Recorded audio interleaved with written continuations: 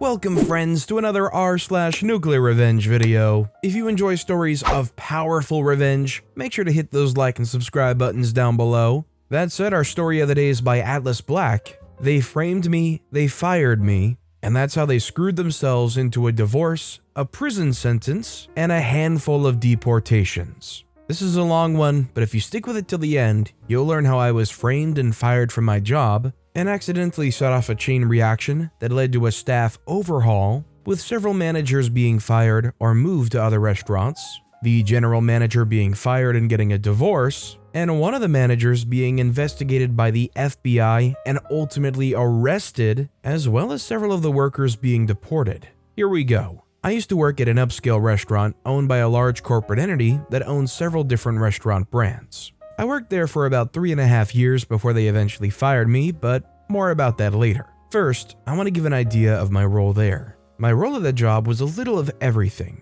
Since the day I started working there, I took it upon myself to learn as much as possible. I was very persistent with management when I wanted to learn a new department. I had started as a server, but eventually worked my way into different departments and job titles, like carryout, hosting, bartending, bar backing, banquets, catering, and deliveries. My singular goal while working there was to make myself available for as many hours as possible. I was being paid about $12 an hour, though that fluctuated if I was working as a bartender or server and making tips. Eventually, it was noticed by management how I fit best into one of the non-tipped positions. I was so good at it, they decided to try me out as an unofficial supervisor over the team that worked in carryout, catering, and deliveries, as those were all one department. I knew this was going to ultimately mean a few less hours, since I would only be working one department. So I negotiated with management to increase my pay by about $1.50. Since I was taking on additional responsibilities, they were satisfied with the pay increase.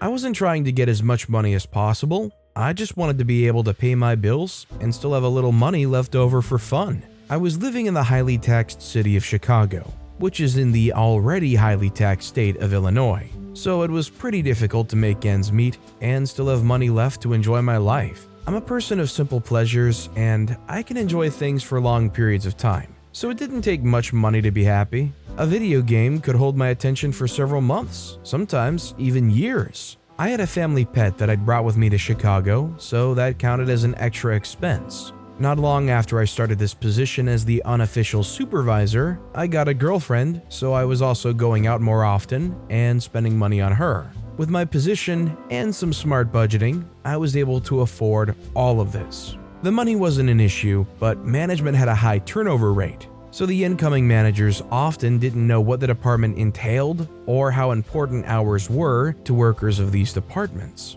Eventually, it was noted that our current general manager was going to be fired and replaced. The incoming general manager was supposed to be some rock star when it came to improving restaurants. We looked up his name and found him as the first search result on Google. But the entry wasn't some glowing review of his work ethic or of his impeccable ability to improve the way a restaurant runs. It was actually a mugshot and a police report filed for repeated domestic abuse. This is important later. We'll call him Harvey. Shortly after Harvey came in and started making changes, one of our best managers gave her a resignation. She refused to work with him and, like a freaking oracle, told us to expect lots of sexual harassment, misogynistic comments, and for him to eventually run this place into the ground.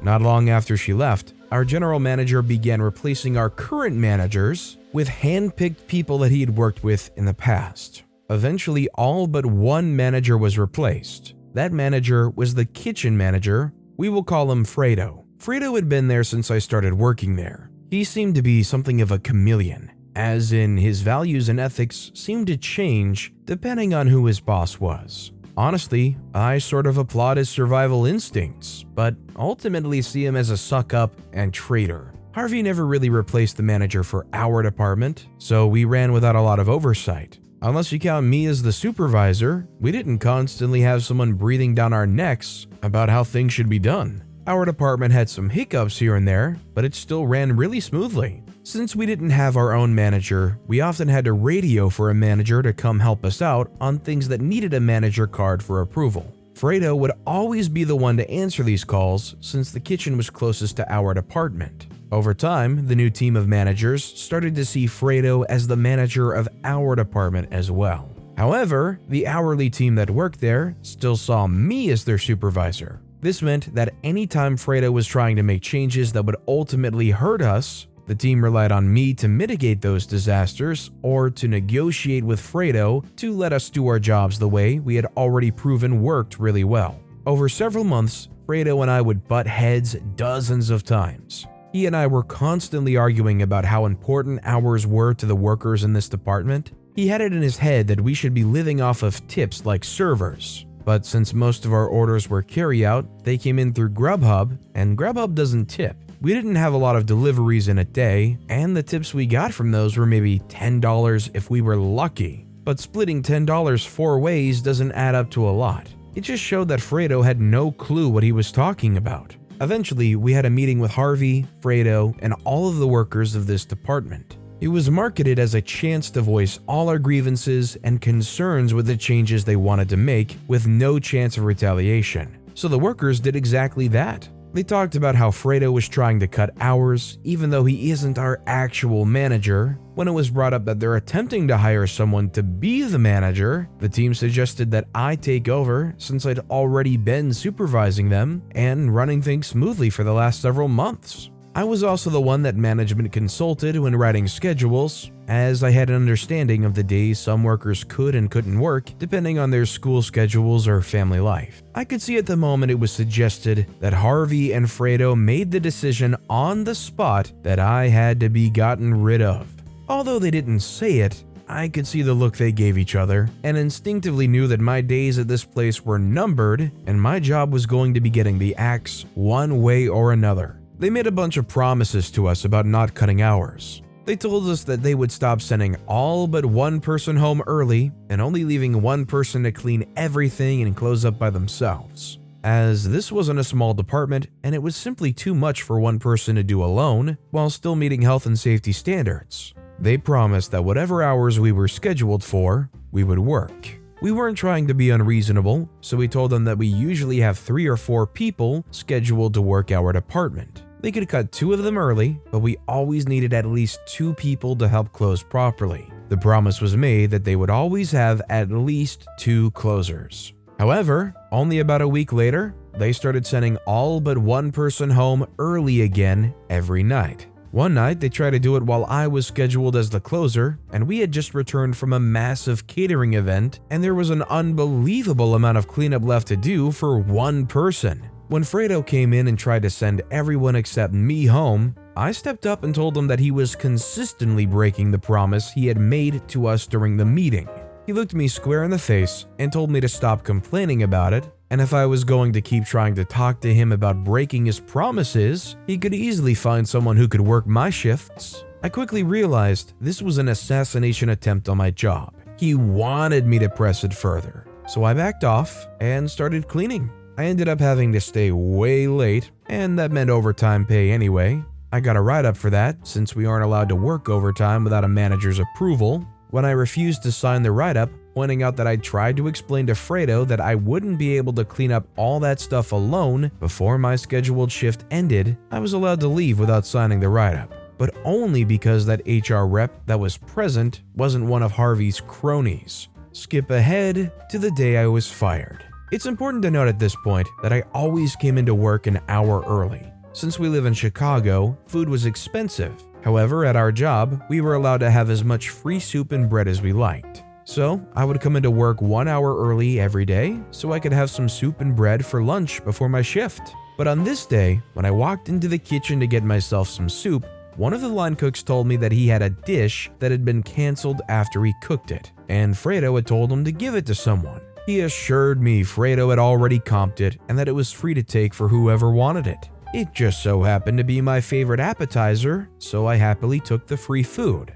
Not long after I got to my booth, both Harvey and Fredo approached me and asked me if I had put in a ticket for that food. I told them that the line cook had given it to me and said it was the canceled order that Fredo had already comped. Fredo looked dumbfounded and said he had no idea what I was talking about. So Harvey told me, "I think you know that's theft. Go ahead and finish the food and then grab your stuff and go. That's the last meal you'll be having here." I tried to explain to them that I'd been given this food by the line cook, but they refused to listen, so I offered to take them to the kitchen to clear it up with the cook. But by the time I'd gone back to the kitchen with them to talk to the line cook, he'd already gone home for the day. I had no choice but to gather my stuff, say my goodbyes, and head home. On my way out, I told the people working my department that afternoon what had happened, exactly as it happened. They were shocked and angry, but mostly sad to see me go. I decided on my way out, I would stop by the accounting office and pick up any tips that may have been dropped for me that week, just to make sure I didn't get screwed out of that money. Before heading down, I had the gut feeling to just set my phone to record, and I stuffed it into my pocket with the camera rolling. Although the video was entirely black since it was in my pocket, I did manage to get a pretty muffled recording of Harvey and Fredo's voices through the door discussing how things had gone as planned and that they'd been trying to get rid of me ever since the meeting with my department. I knocked on the door and they hushed up before opening it. They asked what I was still doing there, and I asked for my tips. They gathered what was in the safe for me and handed it over. Despite my anger rising at what I just heard, I decided not to burn the bridge just yet, because perhaps I could freaking nuke it later. I offered a handshake to both managers, thanked them for the opportunity to work there, and left, making sure to pull my phone out of my pocket and record the front of the restaurant with the sign showing its name and logo. Working in a restaurant, you learn to always cover your own butt. It's true for most jobs, but something was just telling me I would need this all later. If I was accused of theft, I wanted to be able to prove it wasn't true if it ever came up in future job interviews, which is exactly what happened, and where this all started going nuclear. On the train ride home, I sent some messages and made some posts on local groups on Facebook saying that I'd just been fired and that I was looking for a job as quickly as possible. By the time I got off at my stop, I had already set up an interview for later that day. I was offered the job about 5 minutes into the interview, but after going over the details, it didn't sound like it was for me, so I turned it down. I interviewed a few other places and found one that was a darn good fit, with a hefty pay increase compared to my previous job, and I wouldn't have to deal with customers. It was an auditing job for a logistics company. However, during the interview with the manager of this job, he mentioned he had already called my previous place of employment and spoken with the general manager, Harvey. Harvey told him that I'd even been fired for theft. Luckily for me, the manager I was interviewing with asked me to tell him more about that, and he was willing to let me pull out my phone and find the recording. I asked if the voice in the video was the same as the one he spoke on the phone with. It was. That was confirmation enough for him that I hadn't made a fake video. He listened to the two managers in the video admit that they had set me up and watched to the end when I showed the front of the restaurant complete with logo and name. The manager interviewing me, who we'll start calling Dean, hired me immediately and asked me to send him the recording. I did. I thought that was the end of it. About 7 months later, after settling into this job quite nicely, HR sent out a "Welcome all our new team members" email, which listed all the newest hires, some facts about them, and had pictures of them all. They sent these out every time they hired a new round of people. One of them, Thomas, was a former coworker who worked with me at the restaurant. We had worked at the host stand together, so I was pretty glad to see someone I knew and liked coming onto the team. I sought out his desk and went and said hello and asked why he left the restaurant. He hadn't left willingly. He'd been laid off because the company was under investigation. It had started as a relatively small matter. The corporate entity that owned the restaurant chain had received an email with an attached video. My video that had been filmed from inside my pocket. That was cause enough for corporate to send someone to investigate internally. Thomas was pretty surprised that I hadn't heard anything about it, since there'd been numerous attempts to get in touch with me. As soon as he said that, I logged into the old email I'd used when I first applied for the job at the restaurant. I had at least 24 emails asking me to come in to discuss my employment and termination. I never replied. I just didn't care enough anymore. I'd also changed my number since then, so they hadn't been able to contact me by phone. Thomas continued explaining that before corporate had sent someone, Harvey and Fredo had talked with my department and tried to offer them all a small pay increase to spin corporate a story about how I was incompetent at my job and failed to live up to my duties. The day the corporate auditor showed up, there had been a small exodus of people from my old apartment. They quit on the spot in front of the lady from corporate, let's call her Audrey, and made sure to rat out Harvey and Fredo before leaving. Strike one for both of them. Strike two came a couple of days after Audrey showed Harvey and Fredo the recording that had kicked all of this off. They denied it vehemently, but there was no mistaking Harvey's voice. It's unique. Not only that, the video picked up their voice and mine when we shook hands and had a friendly parting of the ways, which was something they'd already bragged about to Audrey, thinking it made them look better that we were able to part on good terms. This wasn't the actual strike two. That came when it was clear they needed to be separated, so Audrey sent Fredo to work at another restaurant owned by our parent company and temporarily demoted Harvey to manager. This tore them apart. They'd once been an inseparable evil team, but the pressure of the investigation must have pushed them over the edge. They ended up at each other's throats, on Facebook, on a public post on the company page. The post had since been deleted, but Thomas explained it as the following. Fredo had been pictured in the Facebook post on the restaurant page, and Harvey made a passive-aggressive comment about how Fredo shouldn't even be in the picture since he had been moved to another restaurant due to misconduct. Fredo saw this comment and said something along the lines of, "At least when people Google my name, I don't show up as the guy that punched his wife." To which Harvey responded, "Very funny from the guy who's cheating on his wife with Janet's sister." Janet was the girl they appointed to officially supervise my old department after they fired me, the unofficial supervisor. Fredo replies to that by saying, "Like you haven't tried with half the waitresses. They all have stories about you trying to screw them." The post was deleted, but not before it had been seen by Audrey the auditor. That was officially strike two. Strike three came the next day when Audrey started interviewing the female waitstaff and bartenders, seeing if any of them could confirm that Harvey had tried to make a move on them.